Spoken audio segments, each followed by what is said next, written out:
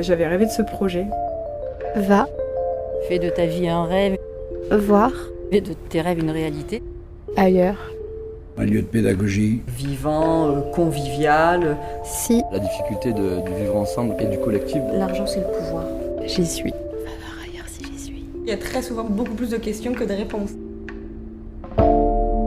Salut, c'est Mélanie. Salut, c'est Marina. Je me souviens quand j'étais plus petite, on me demandait souvent à l'école qu'est-ce que j'avais envie de faire. Toi, tu savais ce que tu voulais faire, Marina ? J'avais plein d'idées, je voulais faire plein de choses différentes. Je savais déjà que j'avais envie de voyager, mais à l'école, on me disait pas trop que c'était possible de lier tout ça dans un métier. Et toi, du coup ? Moi, je crois que j'ai jamais vraiment su ce que je voulais faire. Et je trouve que des fois, c'est difficile de mettre des mots sur des métiers. Parce qu'en fait, moi, j'ai envie de faire plein de choses différentes. C'est ça qui m'intéresse.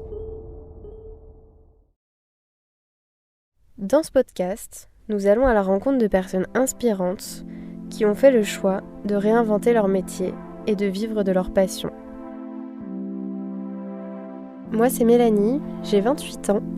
Quand j'étais plus jeune, j'étais une personne assez timide. Et en voyageant, en fait, j'ai découvert qu'avec l'aide des autres, on pouvait faire beaucoup de choses. Et aussi qu'on se fixe nos propres barrières. Et donc, quand je suis rentrée, je me suis posé la question de qu'est-ce que je voulais faire. Et je me suis rendu compte qu'il fallait d'abord que je réponde à ce que je voulais être. Et une fois que j'ai répondu à cette question, ça a été beaucoup plus facile de faire des choix. Ça fait maintenant quelques années que j'y pense et j'ai envie d'ouvrir un lieu dédié à l'artisanat et l'écologie. Et quand j'ai commencé à en parler autour de moi, on m'a dit « En fait, Mélanie, ton projet, c'est un tiers-lieu. »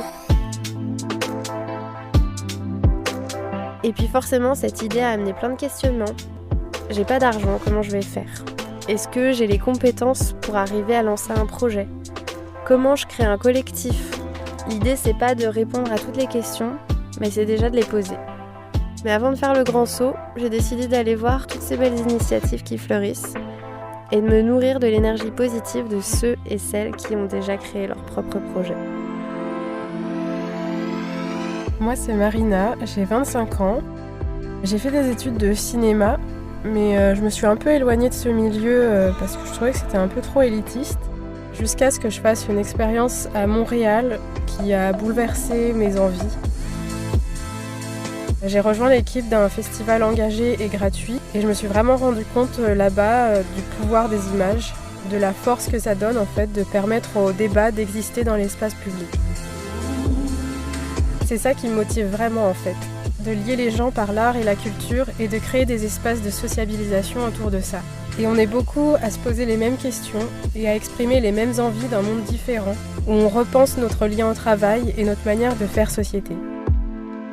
J'avais aussi cette envie d'aller à la rencontre de toutes ces personnes qui se mobilisent pour façonner un autre monde qui soit plus résilient, plus humain.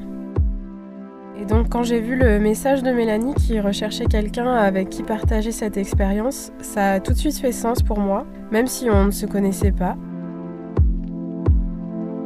Pendant 3 mois d'itinérance, avec une voiture et notre tente, nous sommes allés à la découverte d'associations et de ces projets qu'on appelle tiers-lieux ou écolieux pour mieux comprendre leur fonctionnement. L'idée de ce podcast est de vous faire vivre ce voyage avec nous et de vous donner aussi toutes les clés pour lancer votre propre projet.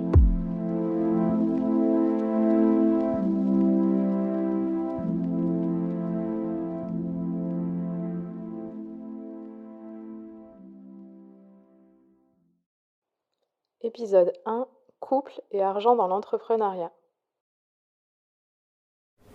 Il y a quelque chose, on sait que c'est là, quoi. C'est dans le ventre et on ne sait pas comment ça va se manifester dans la matière, mais on sait que ça va arriver, on sait qu'on veut le faire. Pour ce premier épisode, nous sommes allés à Carqueiranne, près de Toulon, pour rencontrer Dominique et Jean-Bernard, respectivement cultivatrices de fruits tropicaux et producteurs de spiruline. Cette discussion nous a amenés à échanger sur la question de l'entrepreneuriat en couple et des rapports de force qui se jouent lorsque l'on aborde la question de l'argent. Cette première rencontre est un peu différente des suivantes parce que ce projet n'est ni un tiers-lieu ni un écolieu. En fait, ce qui nous a intéressés au début, c'est l'activité associative autour du jardin partagé. Mais en découvrant les autres activités de Dominique et Jean-Bernard, ça nous semblait évident d'en parler aussi dans ce podcast. Ce projet s'est construit au fil des années, en une quinzaine d'années environ. Il a démarré avec la culture de spiruline qui leur a permis d'obtenir une stabilité financière pour lancer d'autres activités. Très vite, Dominique s'est intéressée aux cultures nourricières et plus particulièrement aux cultures de fruits tropicaux. Pour aller plus loin dans ses convictions, elle crée l'association L'Instant Partagé qui met à disposition des parcelles cultivables pour les habitants et les habitantes qui le veulent et y propose des ateliers autour du soin apporté à l'humain et à la nature. La dernière étape fut de racheter un terrain pour permettre aux jeunes agricultrices un accès facilité au foncier pour démarrer leur activité.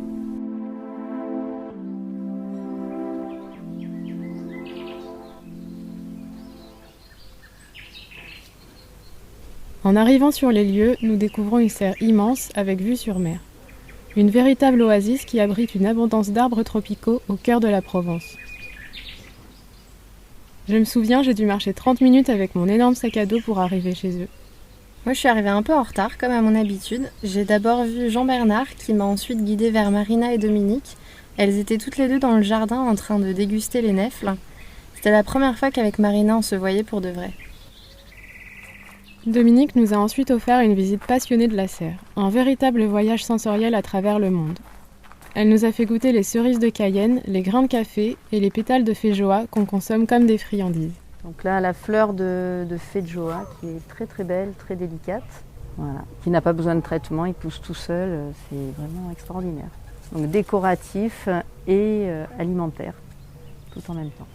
Alors nous sommes à Carqueiranne, qui est un petit village de la côte varoise, situé entre Hyères et Toulon, plus précisément dans le quartier du Cannebat, qui est historiquement une zone agricole de Carqueiranne assez exceptionnelle, puisque c'est une petite zone tout en restante, donc des terrasses de culture qui sont juste au-dessus de la mer en fait, avec un microclimat tout à fait exceptionnel, très peu de gelée et une grande précocité pour les cultures liées à une température, notamment l'hiver, qui est assez douce. Plus précisément, ici, on est dans une serre en verre, qui était une serre de production horticole, de production de roses, qu'on a rachetée en 2006, et dans laquelle on a développé nos activités de production de spiruline, et puis de recherche et de développement de plantes tropicales, notamment avec la papaye qui a pris son essor ici. Est-ce que vous pouvez nous parler un petit peu plus de vous et peut-être faire un petit point sur vos parcours ? Alors moi donc j'ai 53 ans, j'ai fait des études d'ingénieur en agriculture dans les années 90. Suite à ça j'ai été chargé d'études pour la chambre régionale de Rhône-Alpes. Et puis ensuite j'étais pris de passion pour la planche à voile et les activités nautiques. Donc j'ai décidé de plutôt privilégier ma qualité de vie et de venir m'installer sur la presqu'île de Gien à Hyères, donc à quelques kilomètres d'ici. Et puis ensuite grâce à la rencontre avec Dominique, j'ai pu au bout d'un certain temps découvrir aussi la spiruline et c'est ce qui nous a motivés à démarrer l'activité de production de spiruline en 2005. Donc de mon côté, j'ai 55 ans, j'ai une formation surtout universitaire en biologie cellulaire, végétale. Je voulais faire de la recherche en agronomie et puis après un DEA, j'ai bifurqué vers l'enseignement agricole où j'ai enseigné pendant 17 ans l'écologie, biologie. Et je me suis arrêtée donc en 2007 pour partir sur la culture de spiruline. Et parallèlement, pendant toutes ces années, je me suis formée sur les huiles essentielles, les plantes médicinales et toutes les sciences du vivant. Alors, est-ce que Jean-Bernard, tu peux décrire en 3 mots Dominique, et Dominique, tu décriras en 3 mots Jean-Bernard? Alors Dominique, je dirais qu'elle est courageuse, passionnée et généreuse. Voilà. Bon. Donc Jean-Bernard, il est entrepreneur, c'est-à-dire qu'il a toujours envie de démarrer quelque chose, déterminé et volontaire. Courageux quand même, 4e. J'aimerais bien qu'il produise un jour.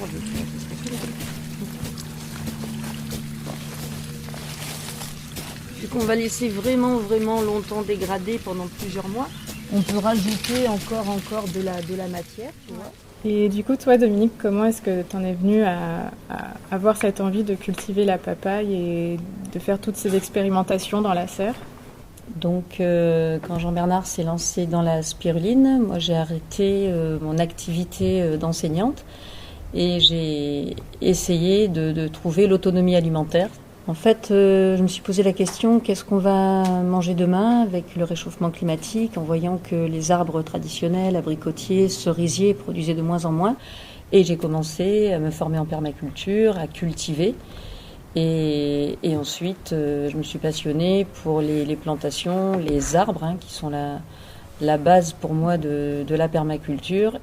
Et je me suis dit, aujourd'hui, qu'est-ce qu'on peut cultiver ? Donc j'ai testé le manguier, le papayer, enfin beaucoup d'espèces qu'on dit exotiques. Et mes critères, c'était, il ne faut pas chauffer, il ne faut pas traiter.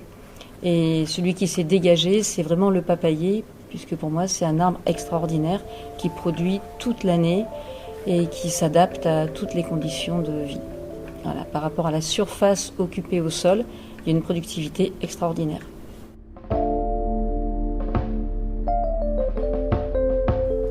Le lendemain, elle nous propose de passer la journée avec elle afin de l'aider au jardin.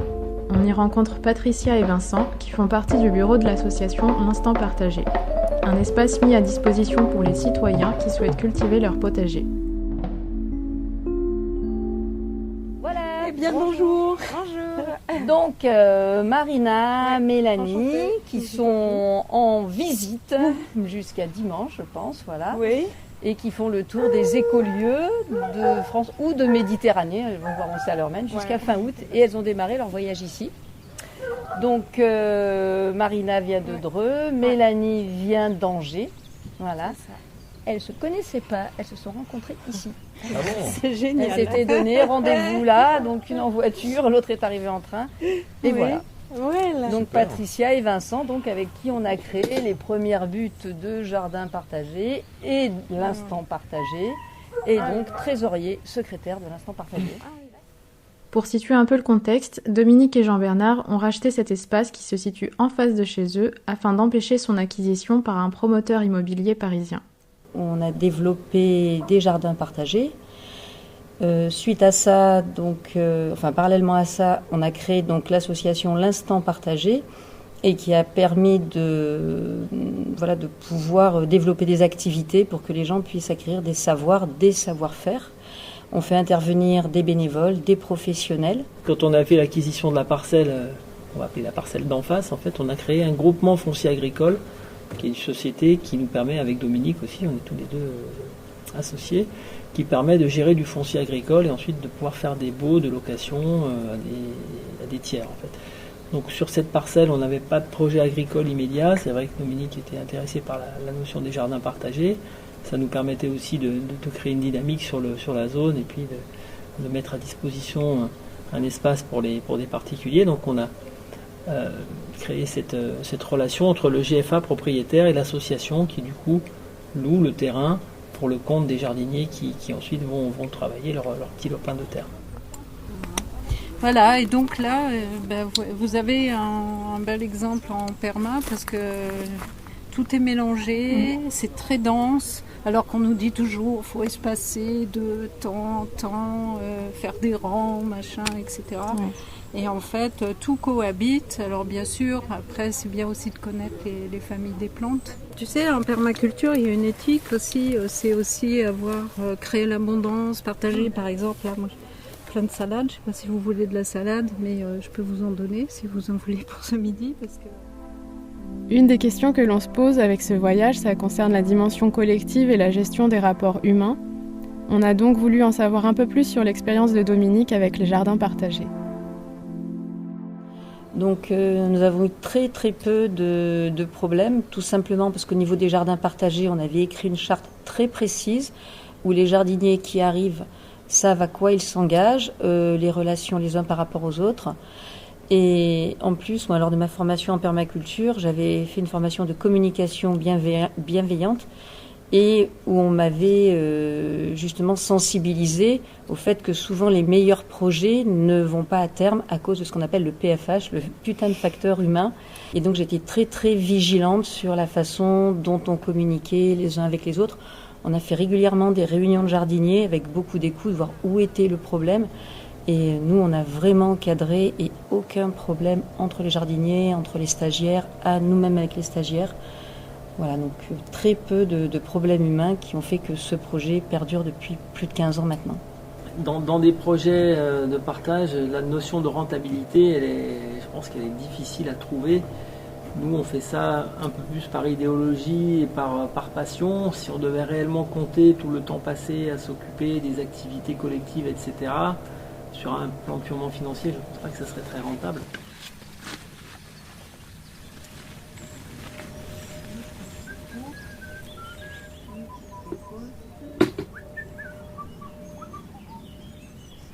Tu vois, on a un guépier d'Europe, c'est un oiseau super joli avec des ailes. Voilà. Là, ce son qu'on vient d'entendre, donc voilà ça. Ils doivent pas être loin là. Ouais, puis ils sont beaux ces oiseaux. Ouais, ça c'est les trucs. Donc ça fait pas mal de temps maintenant que vous vous êtes lancé dans toutes ces activités et j'imagine que vous avez beaucoup de bons souvenirs, mais est-ce que il n'y aurait pas un souvenir en particulier que vous aimeriez partager, un bon moment que vous aimeriez évoquer avec nous ? C'est vrai que, oui, au moment du confinement, quand je voyais tous les jardiniers qui étaient justement en train de cultiver la terre, en train de se parler, au lieu d'être enfermés dans leur maison, ouais, je sais que ça me créait vraiment des grandes émotions de joie, de bonheur, quoi. Quand on a créé les pièces de théâtre où les gens se sont de nouveau réunis, voilà. Les bons moments, c'est vraiment à chaque fois qu'il y a eu une réunion de personnes qui ont partagé ensemble quelque chose. Une fois avec Patricia, on avait fait les buts avec les éléments.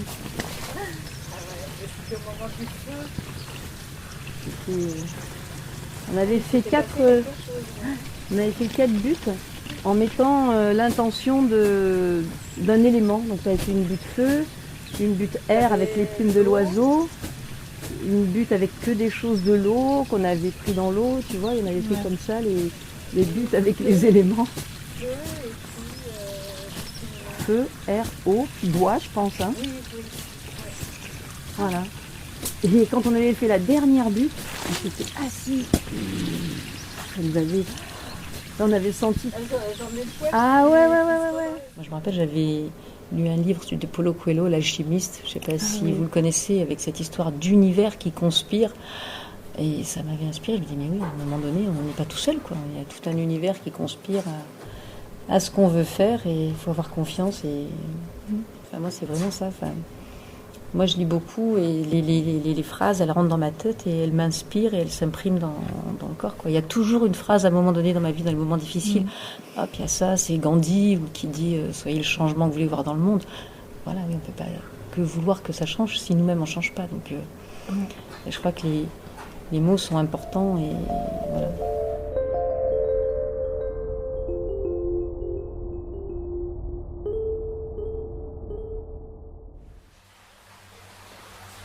Lorsque l'on pousse une autre porte de la serre, on entre dans l'univers de Jean Bernard. L'air est plus chaud et humide, et l'on trouve 2 grands bassins d'eau verte où se cultive la spiruline. La spiruline est une microalgue qu'on cultive dans des bassins qu'on voit autour de nous là. Ces bassins permettent le développement de cette algue qu'on va ensuite récolter, faire sécher et présenter sous forme de petits sachets qui vont permettre d'avoir une utilisation assez pratique, sur la base de 5 grammes par jour de ce produit, donc séché. Est-ce que peut-être, Dominique, tu peux nous raconter justement comment vous avez découvert la spiruline à l'origine ?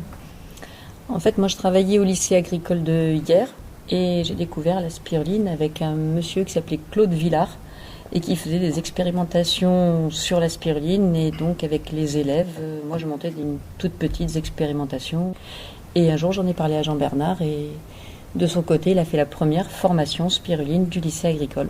Donc, ce qui nous a séduit, c'est qu'on pouvait démarrer avec une mise de départ relativement modeste, en fait. Et on était sur un produit tout à fait intéressant, aussi bien au niveau de sa culture, très respectueuse de l'environnement, et au niveau des vertus nutritionnelles de la spiruline.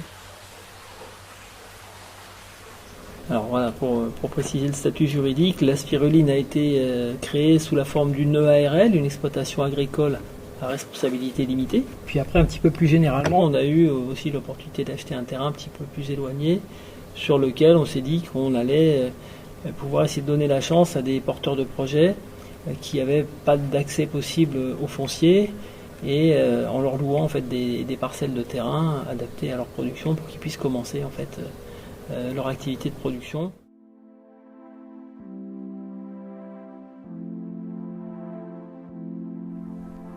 Moi, je trouve ça vraiment chouette le fait qu'ils mettent à disposition ces terres pour des jeunes agricultrices. Ça fait écho à leur expérience passée où quelqu'un leur a donné la chance au démarrage d'expérimenter la culture de spiruline dans un petit espace. Aujourd'hui, ils renvoient l'appareil et donnent la chance à de nouvelles personnes de vivre de leur production agricole.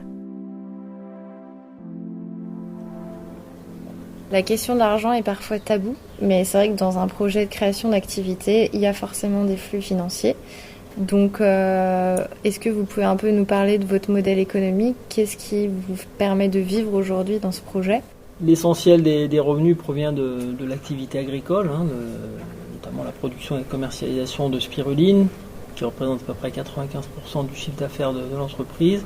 Depuis peu, la vente de papaye aussi, les fruits tropicaux qui commencent à se développer. Le chiffre d'affaires est de l'ordre de 150 000 euros par an, pour donner un ordre de grandeur, duquel on va bien sûr déduire des frais de fonctionnement, des frais d'amortissement de l'installation, d'entretien, de réparation, de personnel aussi, puisqu'on a la chance d'avoir un employé qui travaille avec nous à l'année pour participer aux travaux.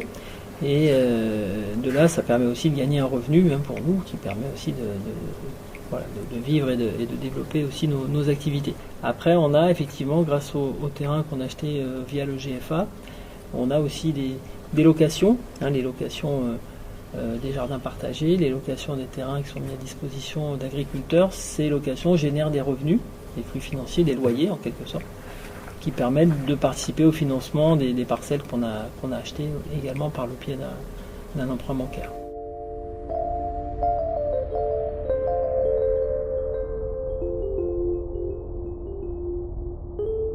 Donc nous, la question qu'on se pose, étant donné qu'on a peu de revenus, pas de patrimoine, c'est comment on fait l'acquisition d'un lieu.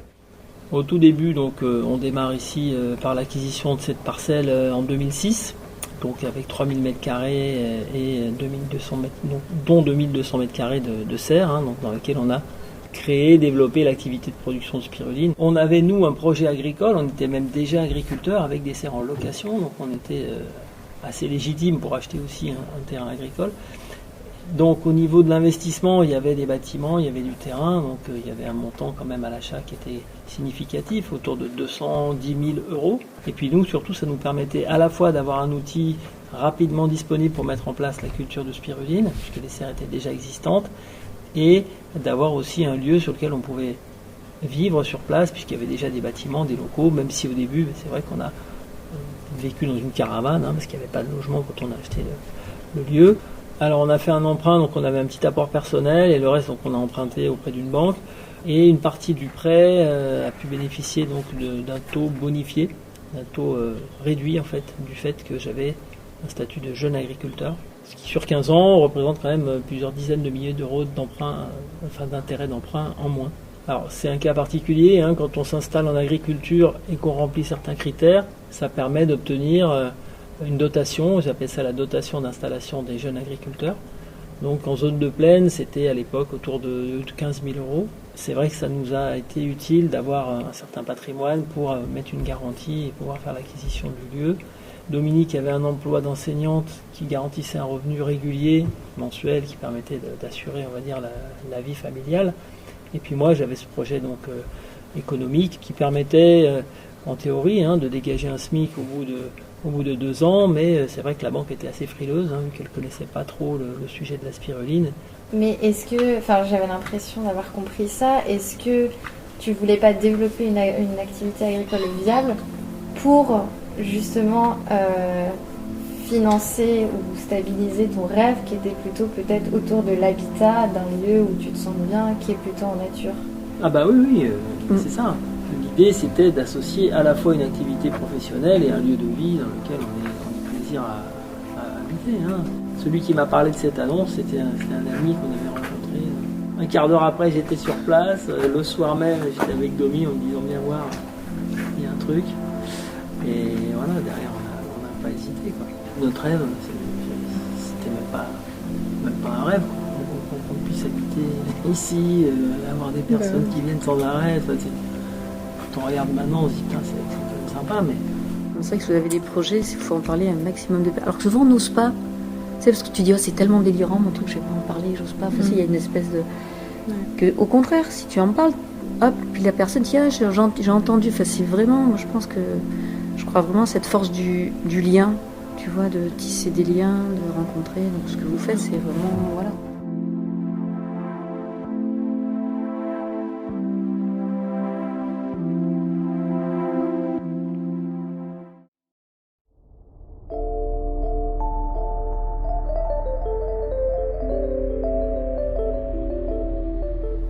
Il y a aussi un aspect important, souvent les problèmes de relation arrivent aussi avec les problèmes financiers. Dans un cas comme le nôtre, en fait, la particularité, c'est qu'on est dans tous les cas, tous les deux propriétaires de la totalité des sites qui sont concernés.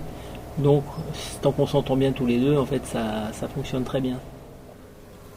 Ouais, moi, je sais que ça fait partie de mes gros doutes de me dire si on construit un projet à deux en tant que couple et si on se sépare, qu'est-ce qui se passe? Mais pour nous, c'est compliqué, on ne peut pas se permettre de séparer. Mais tu as raison de dire, effectivement, quand tu te lances sur un projet en couple, s'il y a une séparation, une difficulté, on a eu des cas, ça remet en cause. Ça fait péricliter l'ensemble. Donc il ne faut pas être H24 ensemble, quoi. Tu vois, c'est surtout s'il y a du foncier, s'il y a des activités. Et après, une fois que tu te sépares, qui garde le terrain, qui fait quoi? Est-ce qu'on vend tout? Est-ce que oui, c'est.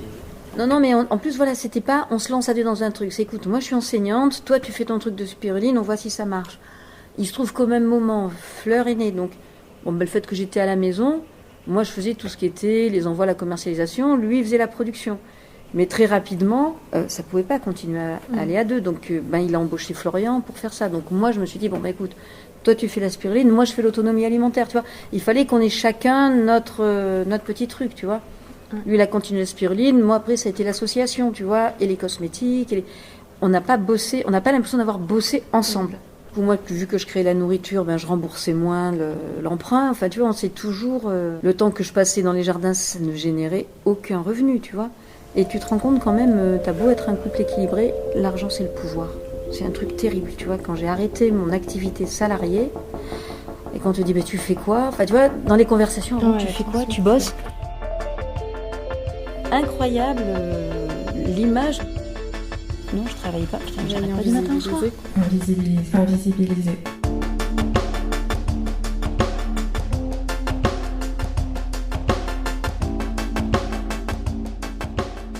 Tu vois, c'est. Oui, parce que souvent on associe le travail à une rémunération. À un salaire. Et ça, pour moi, ça a été terrible, même auprès de Jean-Bernard, de dire attends, je ne génère pas de salaire. Je fais économiser de l'argent par rapport au temps que je travaille, tout l'entretien, etc. Et ça a été des combats, des discussions. Vu que lui, par contre, son activité générait de l'argent, il pouvait plus facilement prendre le pouvoir. Attends, moi, c'est moi qui rembourse le prêt, toi tu rembourses pas. Oui, mais moi je rembourse pas, mais à côté je fais ça, tu vois. Et oui, là, maintenant tout est serein, tout est apaisé, puis il n'y a plus de prêt à rembourser, mais ça a été, tu vois, trac. Et dans un couple, oui, t'es pas à égalité quand on a un qui ramène l'argent et l'autre qui fait que du travail non rémunérateur. Moi, j'avais toujours été salariée depuis que j'étais jeune. J'ai toujours travaillé toute ma vie. Et je me suis retrouvée dans une situation où je ne travaillais plus, tu vois. Donc, c'est moteur. C'est pour ça que j'ai fait ces ateliers cosmétiques. Et par contre, voilà, là, tout ce qui est auto-entrepreneur, c'est Jean-Bernard qui lui-même a fait la salle. Enfin, tu vois, on s'est toujours renvoyé l'ascenseur l'un l'autre. Mais ça se fait pas tout seul, quoi. Et j'ai réalisé une chose, tu vois, que je connaissais pas avant. C'est que je me suis rendu compte que quand tu étais une femme, tu avais des activités circulaires.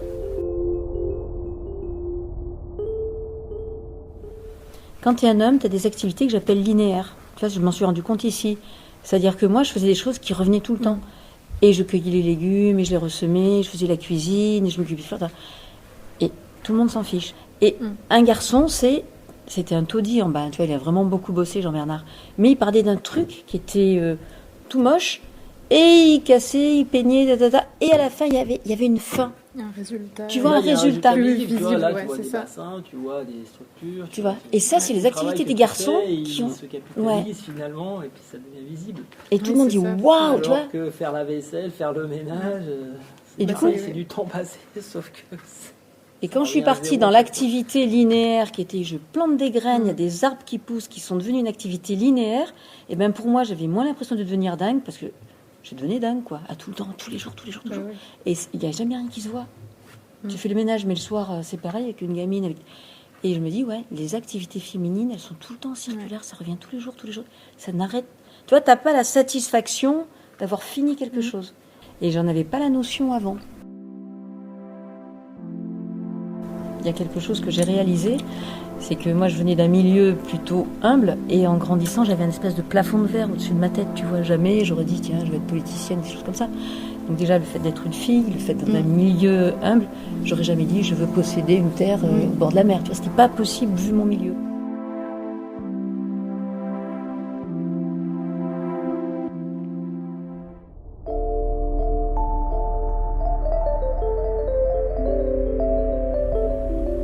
Quelque chose qui m'a marqué cette semaine et qu'on n'avait pas du tout anticipé, c'est cet échange avec Dominique et Jean-Bernard sur l'entrepreneuriat en couple. Pour ma part, ça fait complètement écho à des questions que j'ai actuellement, c'est-à-dire avec qui j'ai envie de lancer un projet, d'autant plus que je me suis séparée récemment. Alors forcément, je m'interroge. Et en plus, je suis pas sûre d'être capable de séparer ma vie personnelle de ma vie professionnelle. Et j'ai pas envie de devoir lâcher un projet à cause de problèmes relationnels. Et en même temps, je trouve ça tellement riche de construire un projet à plusieurs que je crois que j'ai pas envie de me lancer seule. Et je trouvais que c'était intéressant d'avoir leur opinion sur ce sujet. On sait à quel point ça demande beaucoup d'énergie de lancer sa propre activité. Et donc de le faire en couple, ça peut faire peur parce que c'est prendre le risque de le faire exploser. Et j'avais l'impression que dans leur cas, ça fonctionnait parce que Dominique et Jean-Bernard ne passent pas tout leur temps ensemble et gardent une forme d'indépendance dans leurs activités. En tout cas, ce qui est sûr, c'est que pour tous les deux, il y avait vraiment une envie profonde de venir s'installer dans les environs avant même de se rencontrer. Et finalement, leurs projets de vie respectifs se sont rejoints là-dessus, sans qu'il y ait de compromis ou de frustration. Et ça nous a amené, nous aussi, de notre côté, à nous demander si on veut plutôt privilégier notre cadre de vie ou le projet. Et dans mon cas, c'est vraiment la grosse question, parce que j'ai toujours essayé de m'engager dans des projets qui me motivent. Et la plupart du temps, j'ai eu la chance de pouvoir être dans des lieux où je me sentais bien aussi. Et les quelques fois où mon lieu de vie ne répondait pas à mes attentes, je me suis rendu compte que ça jouait énormément sur mon moral. Alors je me demande si c'est trop demandé de vouloir s'engager à la fois dans un projet qui fait sens, tout en ayant un cadre de vie agréable. C'est drôle parce que ça me fait penser à une conversation que j'ai eue avec une amie avant de partir, où on se demandait justement ce qu'on voulait privilégier. Pour ma part, je rêve d'une maison avec un grand terrain, donc plutôt située en milieu rural, mais je sais très bien que l'accès au foncier est difficile et que les prix font que augmenter, et c'est pas avec mon contrat à temps partiel dans une asso que je vais pouvoir devenir propriétaire. Du coup, je réfléchis à des solutions alternatives, comme une maison nécessitant beaucoup de travaux, l'habitat léger ou encore un achat en collectif.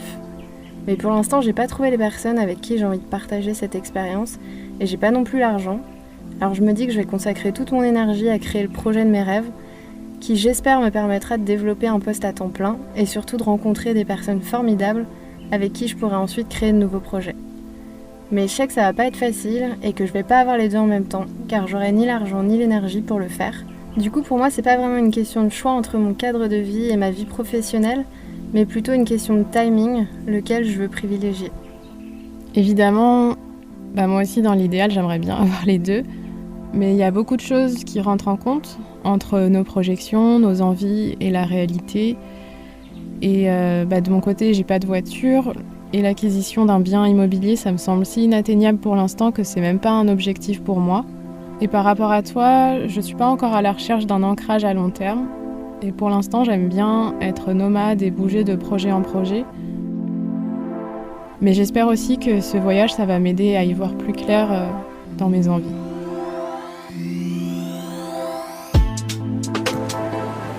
Donc après une semaine d'immersion avec Dominique et Jean-Bernard, nous prenons la route vers la deuxième plus grosse ville de France. Marseille. On est sur une plage de la Ciotat à faire une petite pause sur le trajet. Si on devait parler d'un moment qu'on a retenu cette semaine, c'est vraiment le moment où en fait on est allé questionner pas mal de gens sur le bonheur. Et on a posé la question à Dominique. Et une fois qu'on a arrêté la vidéo, Dominique était hyper émue. Et en fait, elle nous a dit que pour elle, le bonheur, c'était vraiment ce qu'elle avait construit, son projet de vie. Donc cette culture de fruits tropicaux, cet endroit incroyable où ils avaient la chance de vivre et aussi le fait d'avoir une fille en fait. Donc elle était vraiment hyper émue et donc ça a amené à un échange hyper riche. Ouais. Je pense que c'est vraiment un truc qui nous a marqué. Ouais, ça nous a beaucoup touchés qu'elle partage ça avec nous. Et ensuite, on a continué à échanger et on a eu un très beau moment où elle nous a montré la marche afghane et la marche méditative et c'était vraiment hyper apaisant. On était toutes les trois dans le jardin, pieds nus, en train de tourner en rond et à se concentrer sur notre respiration, à essayer de sentir vraiment les sensations sous nos pieds et à essayer de s'ancrer dans le présent en fait. Ouais. Du coup, c'était notre première étape et on a eu la chance de rencontrer Dominique, Jean-Bernard et puis même leur fille Fleur. On a passé pas mal de bons moments avec eux autour de la table, à avoir des discussions sur la vie et sur comment est-ce qu'on aimerait changer notre mode de vie. Et surtout, c'était qu'une semaine, c'est que le début et on a déjà eu... j'ai déjà énormément de souvenirs et énormément de choses à raconter. Et ça promet pour la suite, ça donne envie de continuer. Et merci beaucoup d'avoir écouté le podcast. Voir ailleurs si je suis.